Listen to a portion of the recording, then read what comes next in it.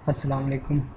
इस वीडियो में मैं आपको बताऊंगा कि सिस्टम में एक्सपेंसेस जो ओवरऑल एक्सपेंसेस जो है वो किस तरह ऐड करवाते हैं। फिर रिपोर्ट्स के बारे में कुछ बताऊंगा और सिस्टम में यूज़र जो है वो किस तरह ऐड करवाते हैं। फिर सेटिंग्स है और बैकअप्स है, वो सिस्टम में किस तरह सिस्टम का सारा बैकअप जो है वो किस तरह मैनेज करते हैं वो बताता हूँ। तो इसके लिए सबसे पहले आप एक्सपेंसेस में चले जाएं, ऐड न्यू एक्सपेंसेस। जिस डेट को आपने एक्सपेंसेस ऐड करने हैं वो एक्सपेंसेस डेट आ गई। फिर एक्सपेंसेस टाइटल आ गया, bill of month July, bill of month July. और आप उस बिल की पिक्चर भी लेके यहाँ पे अटैच करवा सकते हैं। एक्सपेंस अमाउंट आप यहाँ पे बता दें 2500 बिल आया था। और यहाँ पे रिमार्क्स में आप डिटेल बता सकते हैं इस एक्सपेंसेस की कि शॉप बिल था, आप इसको ऐड करवा सकते हैं। तो वो bill of month July 2500 shop bill जो है वो ऐड हो जाएगा। एक्सपेंसेस जो है ओवरऑल एक्सपेंसेस जो है, ऐड न्यू एक्सपेंसेस करते हैं। मोबाइल बिल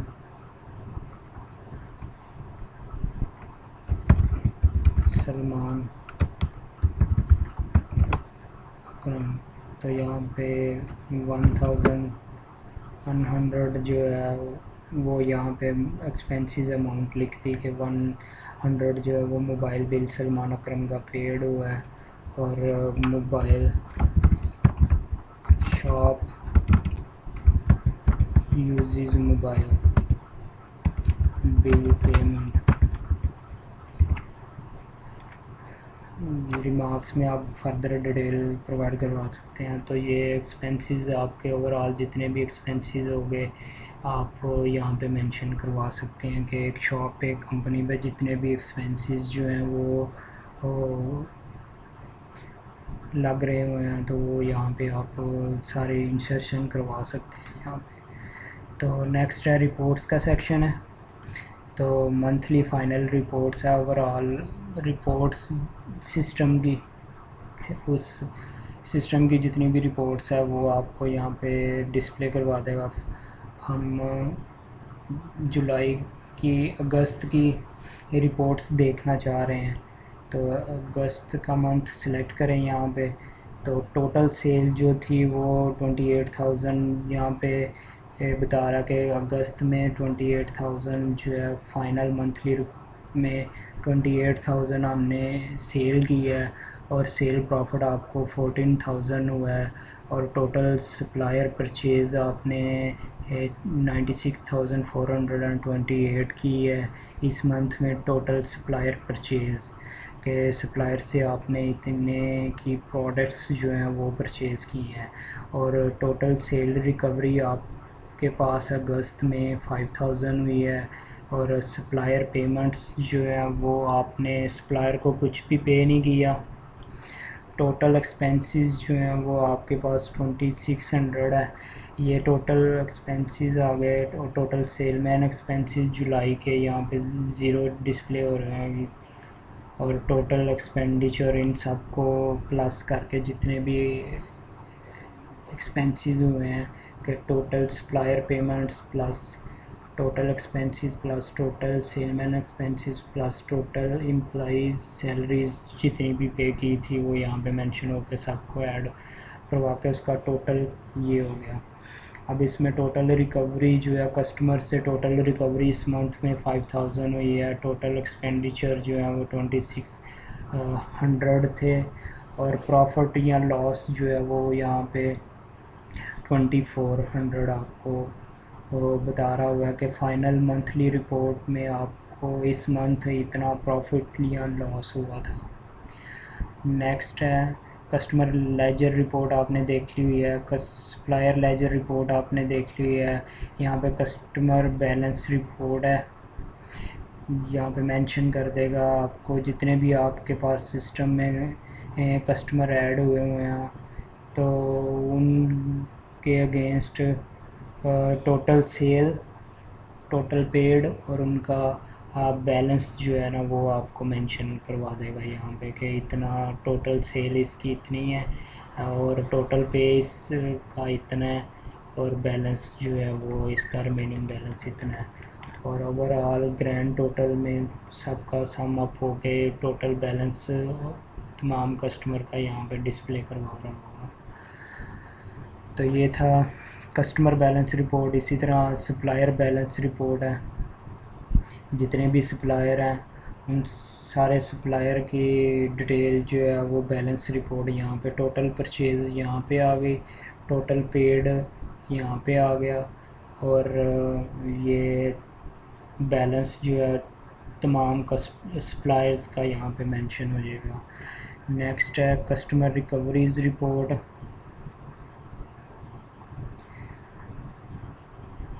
आप चेक करवाना चाह रहे हैं कि अगस्त में कितने कस्टमर्स में से रिकवरी हुई है। 1 अगस्त से लेके 30 और 4 अगस्त के महीने में फ्राम डेट से लेके टू डेट तक कस्टमर से कितनी रिकवरीज जो हैं वो हुई हैं। तो आप यहाँ से फ्राम डेट सेलेक्ट करें, टू डेट सेलेक्ट करें और सर्च करें, तो यहाँ पे तमाम कस्टमर से जितनी भी रिकवरीज हुई हैं वो यहाँ पे मेंशन हो जाएंगी।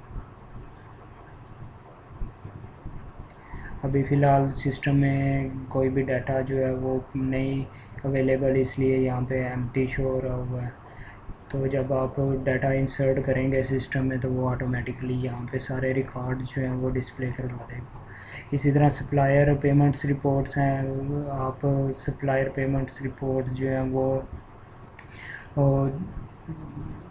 फैच करके डिस्प्ले करवा सकते हैं, देख सकते हैं। यहाँ पे फ्रॉम डेट सेलेक्ट करें, टू डेट सेलेक्ट करें और सर्च करें, तो वो डाटा जितने भी आपने सप्लायर को उस डेट रेंज के अगेंस्ट पेमेंट्स की थी तो वो सारी की सारी पेमेंट्स जो हैं वो यहाँ पे डिस्प्ले हो जाएंगी। नेक्स्ट है इसमें शॉर्ट स्टॉक प्रोडक्ट्स। तो शॉर्ट स्टॉक्स प्रोडक्ट से मुराद ये है कि सिस्टम में आपके पास एक अलर्ट क्वांटिटी थी, हमने जितनी भी प्रोडक्ट्स ऐड की थी तो उस प्रोडक्ट्स के अगेंस्ट एक अलर्ट क्वांटिटी जो थी वो भी मेंशन की थी। तो अलर्ट क्वांटिटी एक्चुअली वही क्वांटिटी है जब आपका स्टॉक उस क्वांटिटी के पास होगा, इक्वल होगा या उससे लेस हो जाएगा, तो फिर आपको यहाँ पे अलर्ट मिल जाएगा कि फ़लाँ प्रोडक्ट जो है वो स्टॉक में शॉर्ट हो गई हुई है, वो आप सप्लायर से और मंगवा सकते हैं।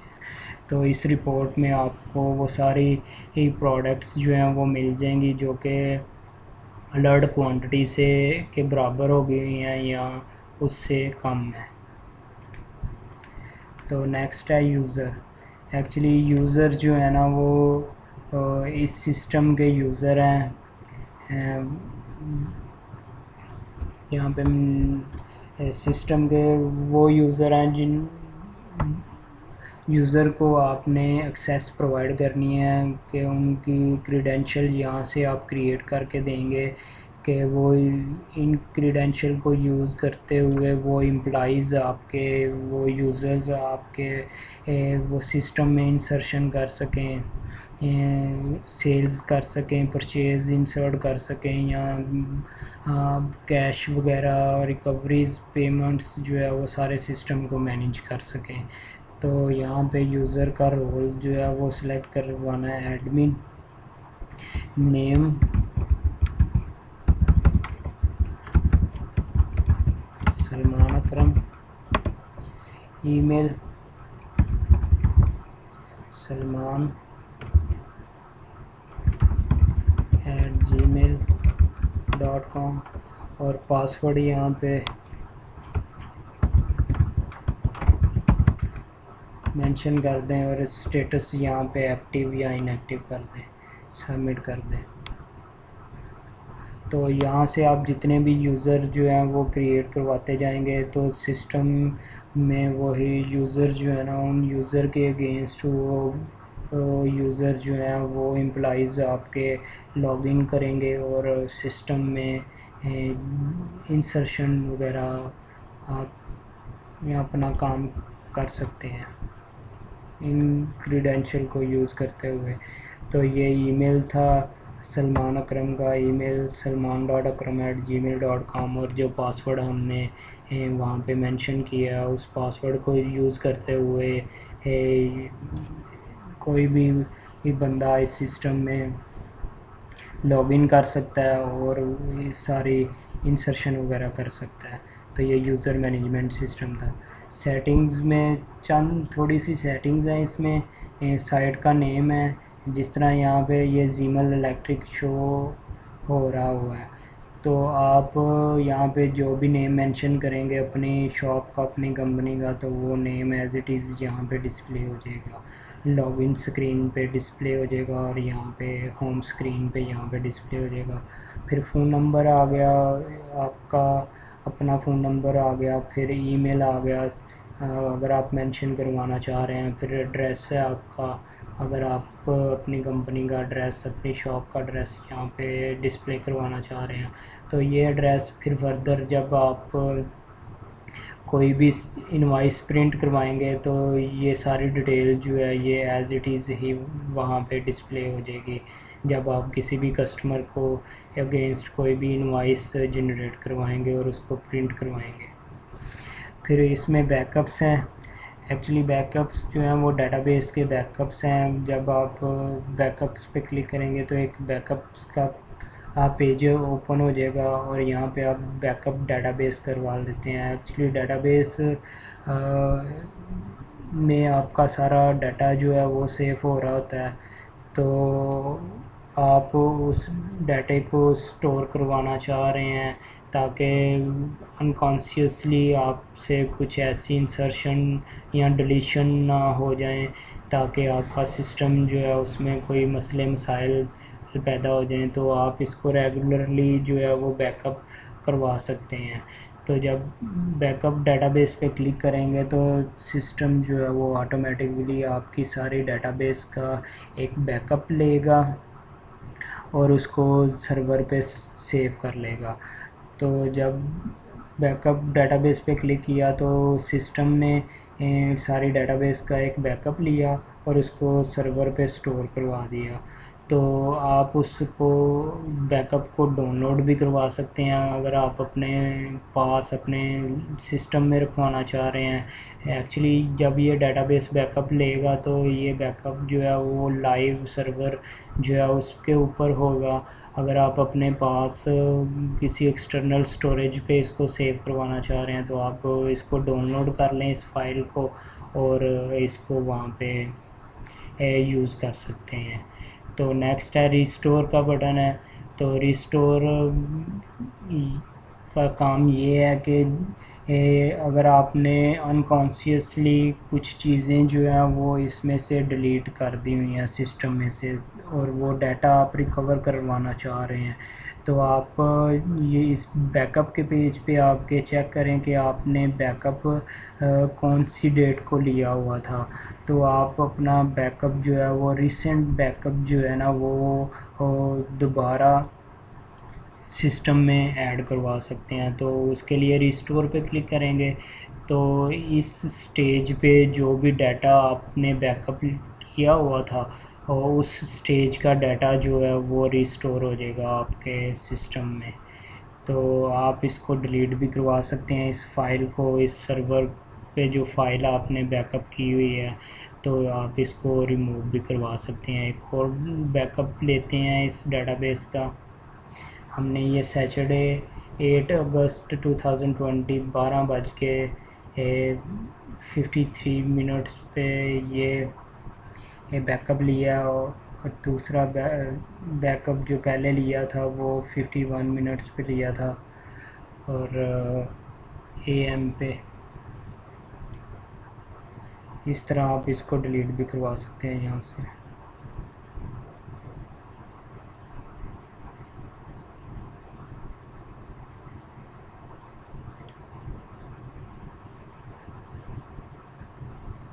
Thank you. होपफुली आपको ये सारी चीज़ें जो हैं वो समझ आ गई होंगी। अगर किसी चीज़ की समझ ना आई हो तो काइंडली पूछ लीजिएगा।